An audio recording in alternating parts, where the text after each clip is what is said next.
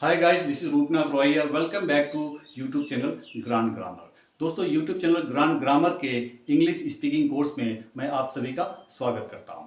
दोस्तों, पिछले वीडियो में मतलब डे 1 के वीडियो में आप लोगों ने लेटर्स के बारे में पढ़ा, वर्ड के बारे में पढ़ा और सेंटेंस के बारे में पढ़ा। और वीडियो के एंड में मैंने आपको बताया था सेंटेंस फॉर्मेशन की बात।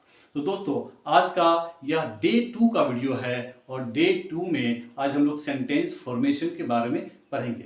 दोस्तों, सेंटेंस फॉर्मेशन, जो कुछ भी हम बोलते हैं या आप बोलते हैं वह एक सेंटेंस होता है। क्या होता है? एक सेंटेंस होता है, वाक्य होता है। लेकिन उस वाक्य का ट्रांसलेशन हिंदी से अंग्रेजी में आप कैसे करेंगे, इसको जो है कि हमें सीखना होगा। आइए देखते हैं सेंटेंस फॉर्मेशन में हमें सबसे पहले क्या सीखना चाहिए। आप बोर्ड के ऊपर में देख पा रहे हैं बेसिक लिखा हुआ है, मतलब आज हम लोग बेसिक सेंटेंस फॉर्मेशन को सीखेंगे। इसमें पार्ट्स होते हैं, प्रेजेंट, पास्ट एंड फ्यूचर। मतलब यह है कि दोस्तों, जो कुछ भी हम बोलते हैं या तो हम प्रेजेंट में बोलते हैं मतलब वर्तमान में बोलते हैं, या पास्ट के बारे में बात करते हैं, या तो फिर आने वाले कल या आने वाले पल के बारे में हम बात करते हैं, जिसे हम फ्यूचर के नाम से जानते हैं। ओके, जब भी सेंटेंस फॉर्मेशन की बात होती है तो हमें इन तीनों को ध्यान में रखना बहुत ही जरूरी होता है। बेसिक सेंटेंस, बेसिक की जब हम बात करते हैं, यहां भी हमें टेंस का बखूबी ध्यान रखना होता है। आइए देखते हैं बेसिक में किस प्रकार के सेंटेंस होते हैं और उसका फॉर्मेशन कैसे किया जाता है। फॉर एग्जाम्पल दोस्तों, इन सेंटेंसों को देखिए। वह एक लड़का है, वह एक दुकानदार है। दोस्तों, वह एक लड़का है, वह एक दुकानदार है। आप सेंटेंस के अंत में देख रहे हैं कि है लगा हुआ है, मतलब प्रेजेंट में वह है, प्रेजेंट में वर्तमान में वह एक दुकानदार है, वह एक लड़का है। हम प्रेजेंट की बात कर रहे हैं, वर्तमान की बात कर रहे हैं। देखा ना आपने, यहां पे प्रेजेंट की चर्चा हो गई। इसी प्रकार से बहुत सारे ऐसे सेंटेंस आएंगे जिसमें पास्ट की चर्चा भी होगी और फ्यूचर की चर्चा भी होगी। दोस्तों, अब बारी आती है, अगर यह प्रेजेंट का है तो इस प्रकार के सेंटेंसों के फॉर्मेशन का तरीका क्या है। What are the rules and regulation to format this kinds of sentence from Hindi to English. Okay, तो दोस्तों देखिए, किसी भी सेंटेंस को बनाने के लिए उस सेंटेंस में सब्जेक्ट का होना बहुत जरूरी है, देन आपके वर्ब का होना जरूरी है। किसी भी सेंटेंस को बनाने के लिए हमें सब्जेक्ट और वर्ब का होना जरूरी है। जब हम बेसिक की बात करते हैं तो इसमें होता क्या है, आपका सब्जेक्ट जो है कोई एक्शन में नहीं रहता है। जब हम बेसिक सेंटेंस की बात करते हैं तो इसमें आपके सब्जेक्ट का कोई एक्शन यहाँ पे नहीं रहता है। बेसिक सेंटेंस में कहाँ पे? बेसिक सेंटेंस में सब्जेक्ट का कोई एक्शन नहीं होता है। वह स्टेट को दर्शाता है, वह स्टेट यानी कि अवस्था को दर्शाता है। इस सेंटेंस में देखिए, वह एक लड़का है, यह बता रहा है कि वह एक लड़का है, उसके स्टेट को, उसकी अवस्था को दर्शा रहा है।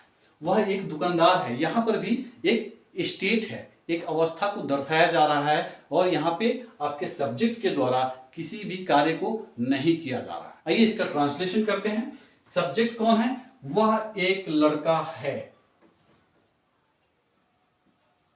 he is a boy। क्या बना?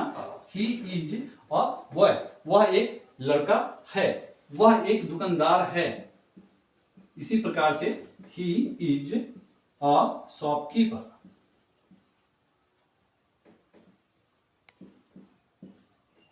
he is a shopkeeper। दोस्तों, आपने देखा कि यहां पे जो है कि हमने सब्जेक्ट को लिखा है पहले। अब बारी आती है इस सेंटेंस में आपका वर्ब क्या है। वह एक लड़का है, ये आपका जो है कि इस सेंटेंस में मेन वर्ब है। He is subject, then verb, a boy, ये हमारा ऑब्जेक्ट है। क्या है?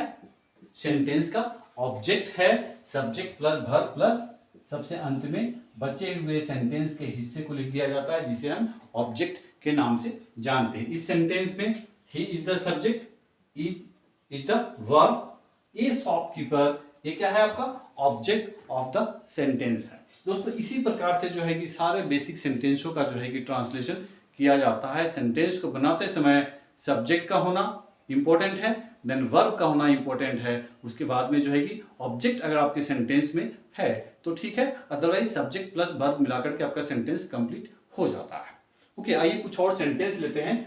दोस्तों प्रेजेंट टेंस के अंतर्गत आने वाले, दोस्तों प्रेजेंट टेंस में जो भी सेंटेंस होता है या बेसिक का हो या टेंस का सेंटेंस हो, ऑक्सिलियरी वर्ब का मेजर रोल होता है। हम बेसिक में जो ऑक्सिलियरी वर्ब यूज करते हैं या हेल्पिंग वर्ब यूज करते हैं वो है हमारे पास में इज, आर और एम। क्या है? इज, आर और एम। इन तीनों हेल्पिंग वर्ब के सहायता से ही जो है कि हमें आगे बढ़ना होता है। पिछले सेंटेंसों में आपने देखा था वह एक लड़का है, ही इज अ बॉय। दूसरे सेंटेंस में क्या था? वह एक दुकानदार है, ही इज अ शॉपकीपर। यहां पर इज का जो है कि दोनों सेंटेंसों में उपयोग किया गया था और वह इज क्या है? आपका हेल्पिंग वर्ब है, ऑक्सिलियरी वर्ब भी इसे कहा जाता है, इसे ध्यान में रखिएगा। अगला सेंटेंस लेते हैं और देखते हैं कि उसका ट्रांसलेशन कैसे बनता है। इस सेंटेंस को देखिए, राम एक अच्छा आदमी है। यहां सेंटेंस में सब्जेक्ट कौन है? राम एक अच्छा आदमी है। बेसिक सेंटेंस में सबसे अंत में जो है अगर लगा हुआ है, हो, इस प्रकार जो लगा हुआ रहता है वही हमारा सेंटेंस का जो है कि मेन वर्ब कहा जाता है। अब देखिए इसका ट्रांसलेशन कैसे बनेगा। राम, ये हमारा सब्जेक्ट हो गया। इसके बाद में हमें है के लिए इज लिखना है क्योंकि राम हमारा एक थर्ड पर्सन सिंगुलर नंबर का सब्जेक्ट है और इसके साथ में इज का इस्तेमाल होता है। Ram is a good man. Ram एक अच्छा आदमी है या राम एक अच्छा व्यक्ति है।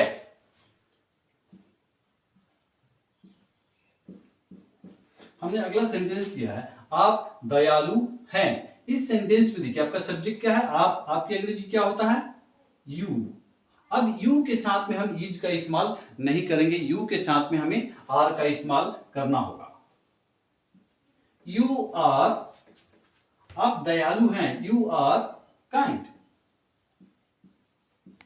क्या बना? यू आर काइंड, आप दयालु हैं। यह सेंटेंस ऐसा भी हो सकता था, आप एक दयालु व्यक्ति हैं, ऐसा भी हो सकता था। इस कंडीशन में क्या बनता? You are a kind man. क्या बनता? यू आर, यहां पे हम ए लगा देते और काइंड के बाद में मैन लगता। ओके, यहां हमने आर्टिकल का इस्तेमाल कर लिया। You are a kind man. दोस्तों ये बारीक बारीक चीजें जो है कि जब तक आप समझेंगे नहीं तब तक इंग्लिश स्पीकिंग को फ्लुएंटली हम नहीं सीख सकते हैं। इसलिए इस बारीक से बताया गया हर एक चीज को आप लोग ध्यान से समझिए और प्रैक्टिस कीजिएगा। विदाउट प्रैक्टिस जो है कि आप इसे नहीं कर पाएंगे। आइए कुछ और सेंटेंस लेते हैं। वे लोग शरारती हैं। क्या है? वे लोग शरारती हैं। इस सेंटेंस में आपका सब्जेक्ट क्या है? वे लोग। वे लोग की अंग्रेजी क्या लिखेंगे हम? दे लिखेंगे। और दे जो है कि हमारा थर्ड पर्सन का प्लूरल नंबर का सब्जेक्ट है और इसके साथ में भी जो है कि इज का इस्तेमाल नहीं होगा, हम आर का इस्तेमाल करेंगे। दे आर शरारती हैं, दे आर नॉटी। क्या बना सेंटेंस आपका? They are naughty. वे लोग शरारती हैं या वे शरारती हैं। अब यहां पे इसी सेंटेंस को हम ऐसे भी बना सकते हैं, वे लोग शरारती नहीं हैं। इस कंडीशन में क्या होगा? हमारा स्ट्रक्चर थोड़ा सा बदल जाएगा। Subject plus verb plus not, then आपका ऑब्जेक्ट लिखा जाएगा। क्या होगा सेंटेंस? दे आर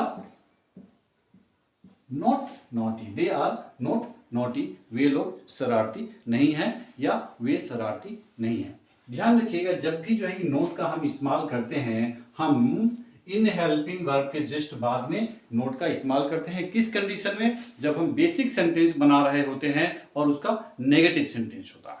ओके, इन सेंटेंसों को इंट्रोगेटिव मतलब प्रश्नवाचक भी बनाया जाता है और उसका बनाने का नियम जो है कि बिल्कुल सरल है। आइए देखते हैं, क्या वे लोग शरारती हैं? क्या बन गया सेंटेंस आपका? क्या वे लोग शरारती हैं? इस कंडीशन में हमारा जो ट्रांसलेशन बनेगा वह कंप्लीटली चेंज हो जाएगा। और इसका स्ट्रक्चर जो है वो भी पूरी तरीके से बदल जाएगा।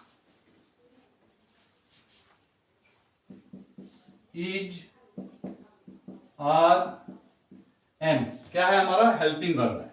इसके बाद में आपका सब्जेक्ट लिखा जाएगा, देन आपका ऑब्जेक्ट लिखा जाएगा। इस हिसाब से क्या वे लोग शरारती हैं, वे लोग, दे के साथ में कौन सा ऑक्सिलरी वर्ब यूज होता है हेल्पिंग वर्ब, आर को हम क्या करेंगे पहले लिख लेंगे और इसके बाद में अकॉर्डिंग टू स्ट्रक्चर हमारा सब्जेक्ट लिखा जाएगा। सब्जेक्ट क्या है, दे, आर दे, उसके बाद बचता क्या है, शरारती, नॉटी।